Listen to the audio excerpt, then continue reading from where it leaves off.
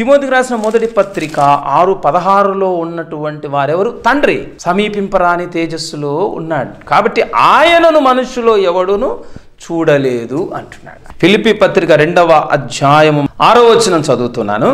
ఆయన దేవుని స్వరూపము కలిగిన వాడై ఉండి దేవునితో సమానముగా ఉండుట అంటున్నాడు. తండ్రితో సమానంగా కుమారుడు కూడా ఉన్నాడు. ఆ సమీపింపరాని తేజస్సులో ఒకప్పుడు ఈ సృష్టి ఏది జరగక మునుపు, ఈ విశ్వమే ఇంకా సృష్టించబడక మునుపు త్రిత్వముగా ఆ సమీపింపరాని తేజస్సులో దేవుడు ఉన్నాడు. అయితే ఆ దేవుణ్ణి మనకు బయలుపరచడానికి, మనకు ప్రత్యక్షపరచబడడానికి అందులో నుంచి కుమారుడు వచ్చాడు. ఎలా వచ్చాడు?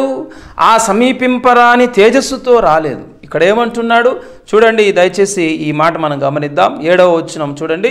మనుష్యుల పోలికగా పుట్టి దాసుని స్వరూపమును ధరించుకొని తన్ను తానే రిక్తునిగా చేసుకున్నాను. రిక్తునిగా చేసుకున్నాడు అంటే ఖాళీ చేసుకున్నాడు. ఏం ఖాళీ చేసుకున్నాడు? మనము చూడలేనటువంటిది ఏదుందో దేవునిలో అది ఖాళీ చేసుకొని మనము చూడగలిగిన స్థాయిలోనికి వచ్చాడన్నమాట.